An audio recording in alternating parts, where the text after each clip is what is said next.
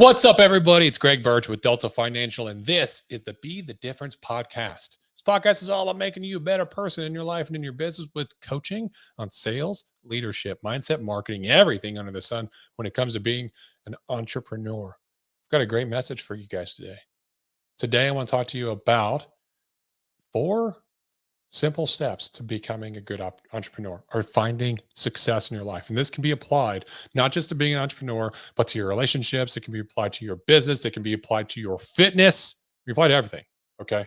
Now, I heard this talk when I was listening to Andy Frisell on stage, and I'm going to share the concept of what he shared on stage. Okay. Success can be likened to 4 simple steps, and I'm going to break it down with the concept of chopping down a tree with an axe. Now, there's 4 simple things you have to do. The first step that you have to do is that you have to sharpen your axe. You have to sharpen your axe. Too often, people do not prepare themselves. They don't study. They don't do professional or personal development. They don't get coaching. They don't hone their craft. They're not doing daily actions to improve themselves, to sharpen their axe. And they're chopping a tree with a dull fucking axe. That doesn't make much sense. And then they wonder why all the actions they're doing aren't producing any results at all. Well, you got a dull axe, bro. You got a dull axe. Why would it work? Makes no sense. I actually had a conversation with an agent of mine yesterday, and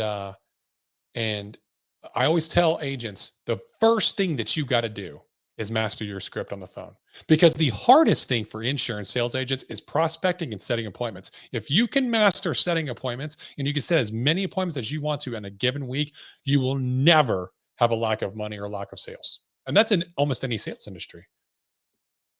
So the first thing that I would think of is that I want to be really damn good on the phone. And in order to get really damn good on the phone, what do I got to do? I have to master my phone script. And I mean master it. And it doesn't take long. If your phone script is only a couple of paragraphs, there's no reason that you can't master it in one day. Memorize it to the point, because what happens is that when you memorize it, I'm no longer looking at a script or thinking about what I have to say next, or thinking about not having the lack of confidence because I don't know everything I'm saying. And I'm afraid of what they're going to respond with and any rebuttals they might have or rejections or whatever, them hanging up. All this is going on in my mind. I can't even pay attention to the words the client's actually saying and what they're not saying. I can't pay attention to their nonverbal cues. I can't pay attention to their tone of voice. I can't match it because there's too much going on in my damn head that's clouded everything. And so people are like, oh, just get on the phones. No, master your script. It doesn't take long. Take the time to master your script and then jump on the phone, because this is what he did. He went and bought leads. He had 50 leads that he was working on. Some mortgage section mailers, some B leads. He did dials. He got in contact with 9 people, which is great. He spent less than an hour dialing. Got in contact with 9 people. He was right an hour. He didn't set one appointment because his script wasn't good. He wasn't prepared to handle any objections because he didn't master his script. And so when I broke this down for him, I was like, dude, you went out and you just started chopping, which is great. I don't want to stop forward movement or action. But if you had sharpened your axe for 3 hours before you jumped on that hour phone call, you would have set at least one appointment, probably 3 to 4, speaking with 9 people, right? Where would you be now? And whose fault is that? Because he knew to do this. I told him to do it. He just didn't. I said, well, give me your script. Well, let me go grab it. No, you should know it by now. He had a week to prepare for it.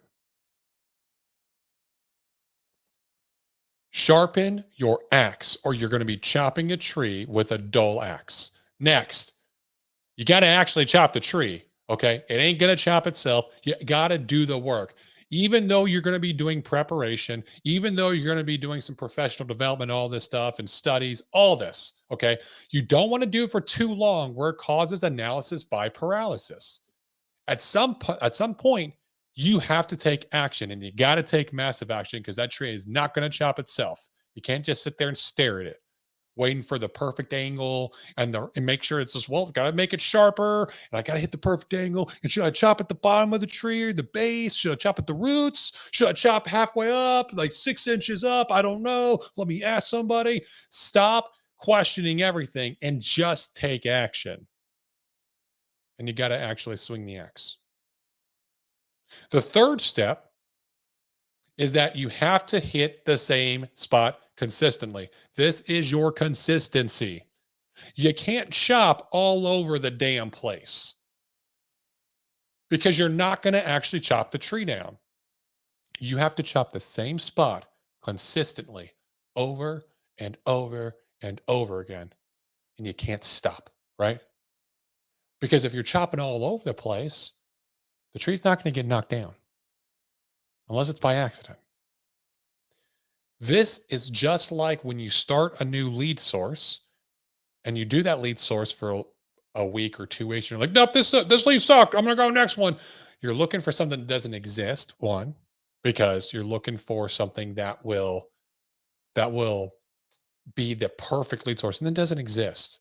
Instead of working on your skills to get better at one specific lead source and sticking with it and just consistently doing the same thing, daily practice and preparation and studies, daily actions, consistently doing the same strategies. So we have sharpening your axe. You got to actually do the work. You got to chop the tree. You got to be consistently in the same spot. And here's last but not least is you can't quit.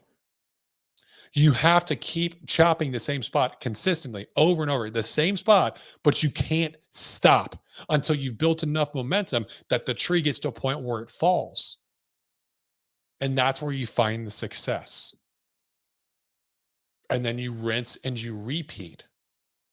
Too often we stop right before the tree is going to fall. Right before we built up enough momentum, we get everything kind of tuned, but it's not falling yet. We get tired and we quit. Now, this kind of stuff, this concept can be applied to our fitness. It can be applied to our business. It can be applied to our physical health, our mental health. It can be applied to our relationships in life. Take the time to look at the four things, those four strategies, and apply it to areas of your life that you feel are not having success. And I promise you, if you do that, you'll find where you're messing up.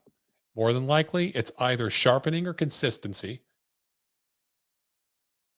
Apply slight tweaks in order to make the changes and watch that area of your life grow and change and develop, become more successful.